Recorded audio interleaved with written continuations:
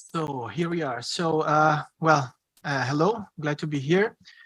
I'm Leonardo Turchi. I'm a system engineer, and I work in the preparation, development, and preparation for field utilization of a suite of hardware and software tools in support of the ESA, CASE, and Pangea astronaut field training programs of the European Astronaut Center of ESA. I will introduce you with this presentation to a suite, which we call the Electronic FieldBook Tool Suite, which supports these programs directly in the field. But first, what is Pangea?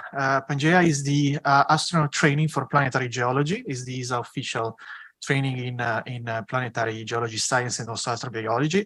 There will be a presentation next to this one specifically on Pangea. So here I will just say that Pangea is a training started in 2016 and running every year and training astronauts in non-simulated science, which is, I think we think it's important because it introduces them to real unexpected discoveries and real exploration in the field to become effective scientists and to communicate effectively with ground at some point when they will be on the surface of other planets. But during these years, we also developed and refined a suite of tools which allow for data collection in the field and transmission to ground science backgrounds. And we also found out that this is in line with the NASA Artemis 3 Science Definition Team report, which indeed encourages to have capabilities of real-time transmission data from site, from the field to science backgrounds and back. During the last years, we came up with this tool suite. We call it the Electronic FieldBook Tool Suite. And this is a package that we use directly in the field that we give to the astronauts in training, and that streamlines the data collection directly in the field, providing situational awareness to ground in order for ground to follow better the what's going on in the field and the various operations, but also providing locally decision support during the geological training activities.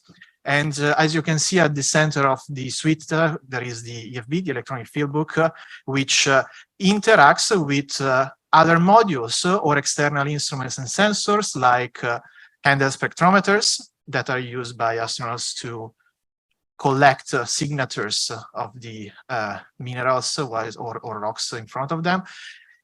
An embedded, in the EFB, there is also an embedded planetary catalog providing reference information on known planetary minerals, and this was introduced also by our colleague in another presentation last days. We also have machine learning, a series of machine learning algorithms that run in the Electronic FieldBook to provide locally decision support and in general support to the users during operations, and also a series of external imaging devices like cameras, microscope, panoramic cameras to provide situational awareness and contextualized situational awareness to ground. And the EFB itself allows mainly for traverse planning. It supports traverse execution during the Pangea program, allows for direct on-site the information ingestion and classification and near real-time transmission to ground, which can review information and can sync back bidirectionally feedback. And it supports this through also a custom network that is disruption tolerant that can be, in some cases, also field deployed by astronauts to provide connectivity in location where it's not actually available. It was the development of this tool started for Pangea, but then we also decided to extend it to CASE, which is another program of ESA and is underground due to the good feedback we received during the utilization. We have a paper on this. I encourage you to go and read. It's on the Planetary Space Science Journal.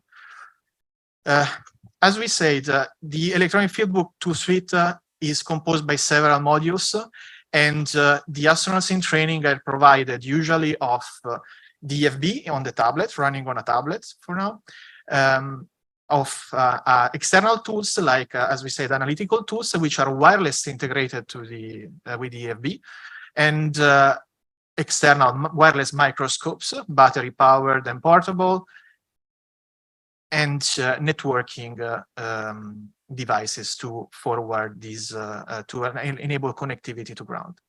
Directly in the field, the crew could therefore easily bind a scan of a rock to an area of a site, which is automatically meta-tagged inside the electronic field book, which ingest this information, the spectrum. It interacts with the embedded locally mineralogical database and machine learning algorithm that I just introduced you to, and displays in near real time an output to the crew on the predictions, let's say on the likelihood, let's say on the predictions that of what is the rock in front of the astronaut itself. Ground, at the same time, receives all these information in real time. They can have, therefore, contextualized tracking of what's going on in the field. They can filter information in many ways. For example, they can see data on a map that can be 2D or 3D. They can stack different layers of multispectral maps. They can also see information in an entity relationship classical way. And as introduced, one of the modules of the electronic field book is that is widely used is the machine learning. We embed in DFB a mineralogical database that covers more than 10,000 spectra, and as you can see, more than 600 minerals. Our team at EEC is working on a machine learning algorithm that we currently use with a VNIR mini spectrum, portable spectrometer in the field. But they are all, and these gives a sort of 84–85% accuracy, that which is already good enough for our purposes. But we are also constantly working on improving this module and combining, for example, multiple inputs from different spectrometers. As you can see in this case, Raman or VNIR, we could, our team at EEC could achieve almost 93% of accuracy. So this suite of tools has become a key factor for allowing streamlined data collection in the field and transmission to ground, and also data archival for long term for our Pangea field training campaigns. As you can see here, it was also used, and we constantly refine the concept and all the tools to arrive to let's say a more optimized version, something that can really help an astronaut not only in the training whilst they are in the training, but then at some point becoming a sort of field companion when they will be at some point on the moon. And you can see here that we also tested it in a sort of more operational setup in Pangea extension campaign in 2018, where they could have their own networking devices, their own handheld instruments, and they could experiment simulating EVA constraints and testing some science operations. The suite is composed by several tools. It's modular and flexible. We can easily add additional tools.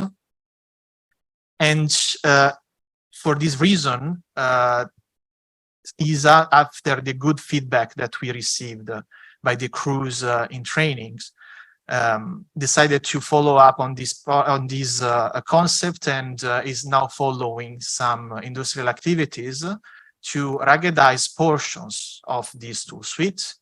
For example, starting from the electronics that at some point could support these or similar concepts during the astronaut real missions on the surface of the moon. We think that for Europe is a good occasion, and it's a good, let's say, a way to be in first line for the next human exploration of the moon. Thank you.